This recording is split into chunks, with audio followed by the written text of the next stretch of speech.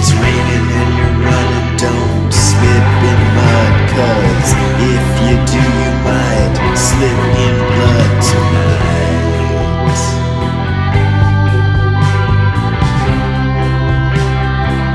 Is the night of the vampire. Alright, hello there, thrill seekers. That was a little snippet of a video I just put up called Night of the Vampire, and I would like to thank my wife Adriana for doing the makeup for me and helping me get those vampire teeth, those aren't my real teeth, in my mouth and make them stay. That was the hardest part, is getting those teeth to stay in my mouth and not fall out. I have so many takes where the teeth just fall out in the middle of them. So, I don't know, I don't have anything specifically to, there's no Buddhist vampire lore that I know of. Maybe somebody out there knows of something. I know there's Chinese hopping vampires. I only know that because there's a movie about them. And yeah, I don't know how much they have to do with Buddhism. So I thought in relation to that, I would pick a topic that maybe vampires can do. I had a teacher in high school who used to tell us about vampire lore, and I think vampires have some kind of psychic abilities, supposedly. So I thought I would talk about this chapter. It's called Ta Shin-tsu, The Power to Know Others' Minds, and it's chapter 80 of Shobogenzo, according to the Nishijima Cross version, and it appears, in case you're playing along at home, in Book 4 of the Nishijima and Cross version of Shobogenzo. This is one of those chapters that, as far as I can remember, doesn't seem to get included. There's a lot of sort of greatest hits, Dogen's greatest hits books out there. I don't know a lot, but there's a few out there which just compile various sort of special chapters from Dogen. And this one I don't think gets usually included, so you'd probably have to check a complete edition of Shobogenzo to find it. Complete editions of Shobogenzo, if you care, are the Nishijima Cross version. There is a version by the San Francisco Zen Center headed by Kazuaki Tanahashi, and there is the version done by Shasta Abbey. I forget the name. Neerman, Reverend Hubert Neerman, I think is the name of the translator on that one. So this chapter would be included in all of those versions, but probably not in any other thing. There's supposedly the Stanford Shobogenzo Project version of Shobogenzo. The translation is supposed to be coming out next year, I hear. If anybody hears about it, let me know. Apparently there was a version printed up sometime in the summer that went out of print instantly, and I wasn't able to get a copy, but supposedly they're going to be putting it out next year in a more widely available version. We shall see. This is something that Dogen nerds like me have been waiting for years for this to come out. I remember doing an event, in like 2010 or something like that, in which it was announced, we're just about to release this Stanford edition of Shobogenzo. That was 13 years ago. So, there are kids who are in fifth grade, right? Is that fifth grade? It's fifth or sixth grade now, who weren't even born when they said it was about to come out. Anyway, so I thought I would read you a little bit of this chapter. I'll read you the opening. It's a little weird and convoluted, but then I'm going to see if I can paraphrase how Dogen comments on it. So the opening is a story. I don't know if this is included as a koan. It might be. I don't think it's in the Gateless Gate or any of the koan collections, but it's one of these old Buddhist stories that you hear from time to time, and it might be good to be familiar with it, even if you don't quite get it, at least to know what it is if you're interested in Zen. So here we go. National Master Ichu of Kotakuji Temple in the western capital is a man from Shoki in Eshu district. All that stuff, and he gives a lot of it at the beginning. I just kind of go over that stuff. I don't think it really matters. Let's just press on. There are footnotes in case you want to go get the version of this and find out where all those places are and what that means. His family name is Zen. Isn't that neat? His family name is Zen. Zen is kind of a common pronunciation of a lot of things. Zen in Japanese, other than Zen as in Zen Buddhism, also means like the whole, and it's a completely unrelated word. Like Zenbu was the most common way I heard the word Zen in Japanese, and it means everything. Zenbu. Anyway, bu means portion, so Zenbu means all portions of a thing. So there you go. Don't say you never learned anything from this video channel. After receiving the Mind Seal, he lives on Hakugai-zan Mountain in the Tosu-koku Valley in Nanyo District.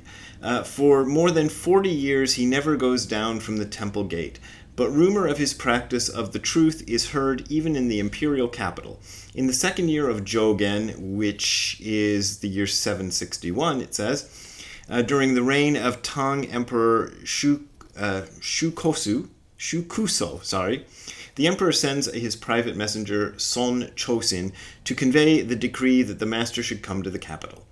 The emperor receives Master Ichu with the courtesies shown to one's master and installs him by imperial decree at Seizan-in Monastery in the grounds of Sempuku-ji Temple. So he lived on this mountain, and then the emperor said, "Hey, come down and be my personal Zen master."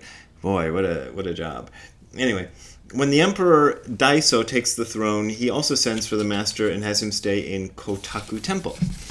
During 16 years there, the master preaches the Dharma according to the practitioner's making. So he says according to however people are able to deal with whatever he has to say. At that time, a certain Daini Sanzo, and this is kind of interesting. Daini apparently means big ears. And Sanzo means the Buddhist Tripitaka. So he's an Indian master of the Buddhist Tripitaka. The Tripitaka means the three baskets which the Buddhist teachings were supposed to be carried around in back in the old days. So he was a master of all that stuff who had big ears. He's from India, and he arrives in the capital saying, "I have attained the eye that intuits the minds of others." The emperor decrees that the national master should examine him. That's the Zen master. As soon as Sanzo meets the master, he prostrates himself at once and stands to the master's right. I don't know what that means, but I think it's a sign of respect. The master says, "Have you got the power to know others' minds?" Sanzo answers, "I would not be so bold as to say so," which is a way of saying yes without actually saying yes. The master says, "Tell me where this old monk is just now," this old monk being the master himself. Sanzo says, "Master, you are the teacher of the whole country. Why have you gone to the West River to watch a boat race?" The master asks a second time, "Tell me where the old monk is just now." Sanzo says, "Master, you are the teacher of the whole country. Why are you on Tenchin Bridge watching someone play with a monkey?" The master asks a third time, "Tell me where the old monk is just now." Sanzo takes a good while, but he does not know where the master has been. The master scolds him, saying, "You ghost of a wild fox," which means somebody who's deceptive. "Where is your power to know others' minds?" Sanzo has no answer. And now we have the second part of the story is 5 commentaries on the story. A monk asks Joshu, "Daini Sanzo does not see where the national master is the third time. I wonder where the national master is." Joshu says he is right on Sanzo's nostrils. A monk asks Gensa, another old master. These are all masters that Dogen highly reveres in his other writings. I think all of them are. These two for sure, Gensa and Joshu are.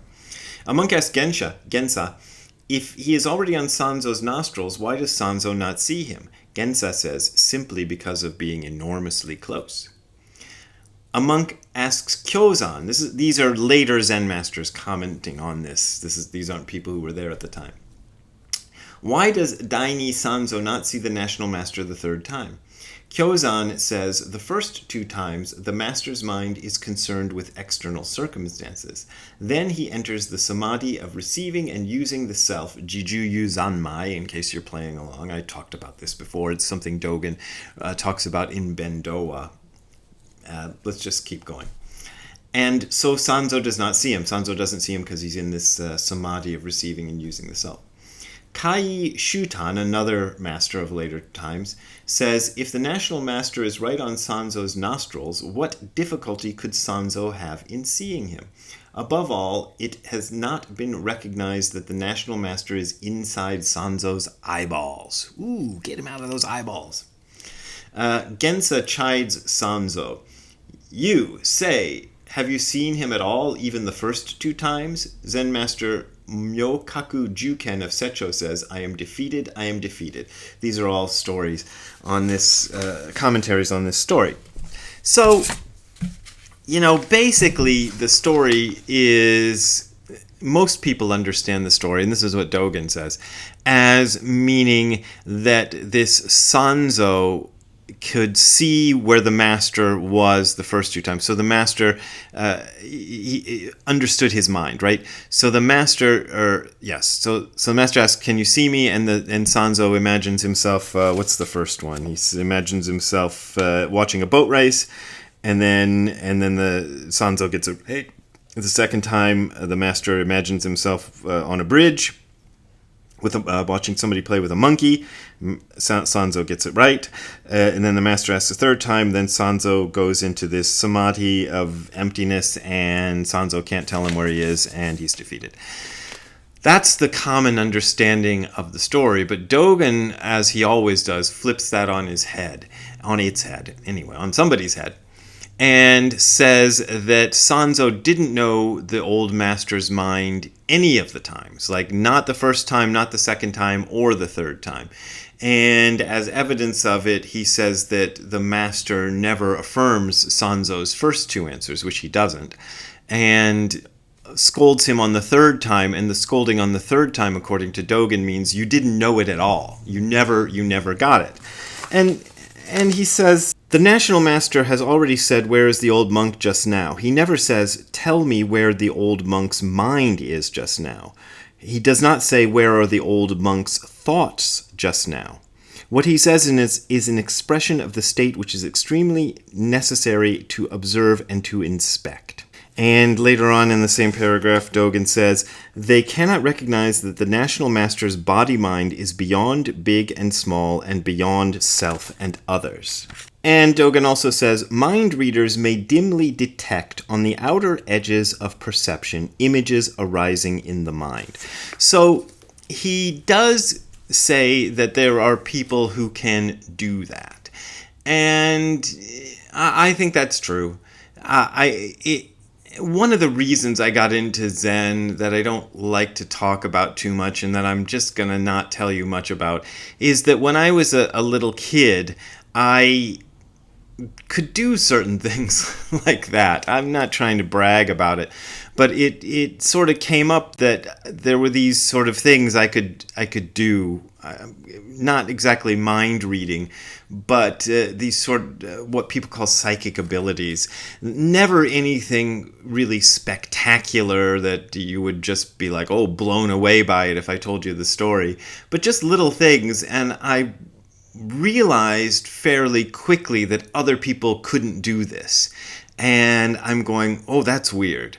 I can do this thing that other people can't do. What does it mean? And I think that kind of planted some of the seeds of wanting to study Buddhism in my mind. I don't do it anymore, so don't ask me to.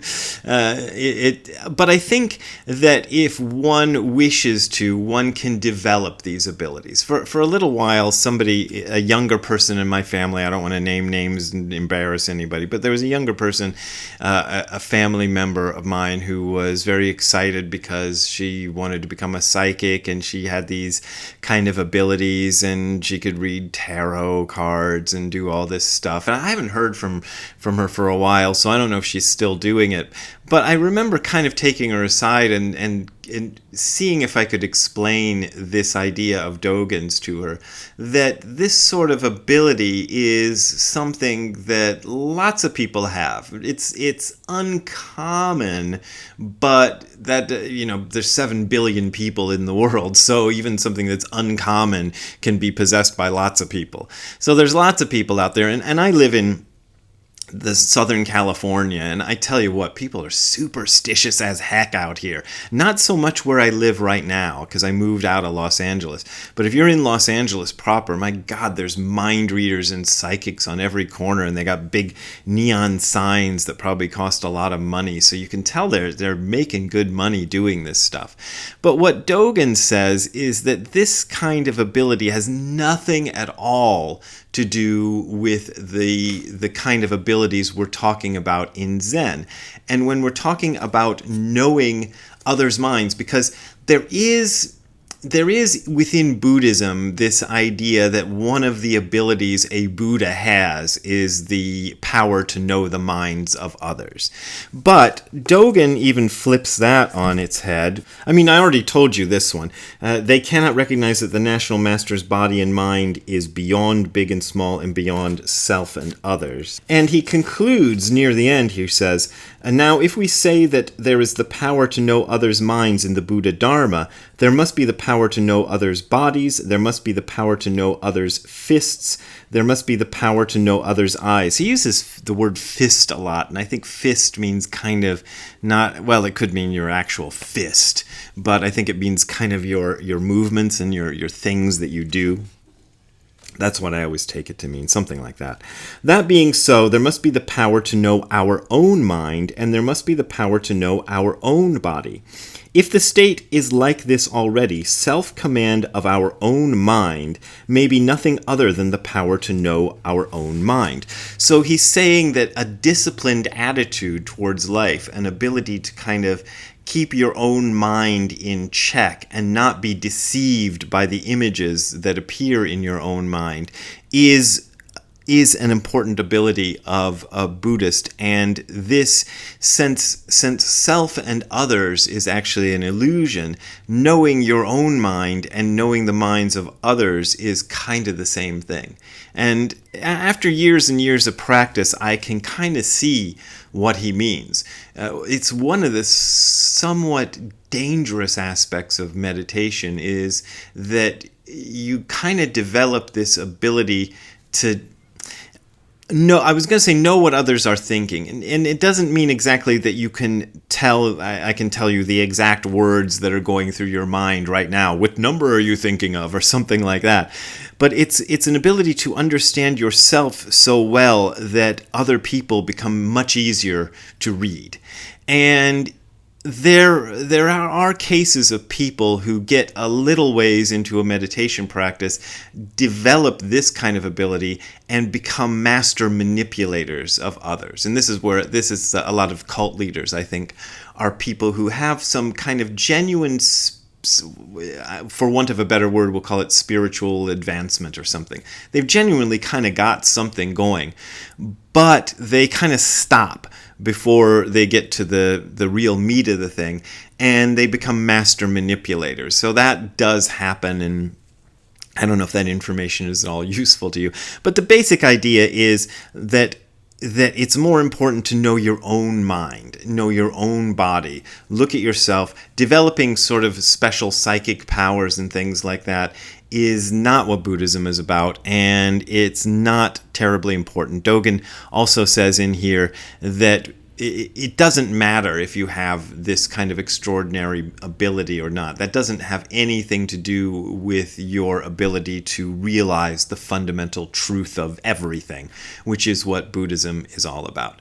So there you go. That's about the power to know the minds of others. If you like that and you want to contribute to me doing more of this kind of stuff, you can go to the URL that you're seeing on the screen below, which is hardcorezen.info/donate. That is hardcorezen.info/donate. There you will find links to my PayPal and Patreon accounts. Those are my main ways of making a living, and I appreciate your support. But as always, you don't got to support me if you don't want to support me. All right, we will see you next time. Have a good time all the time. Bye. Hey there, Ziggy. Do you have the power to know the minds of other doggies? Do you have the power to know the minds of the other doggies, what they're thinking about? Like those doggies down the street that you always bark at? Maybe you do. I don't know. All right. We'll talk to you later, Ziggy. Bye.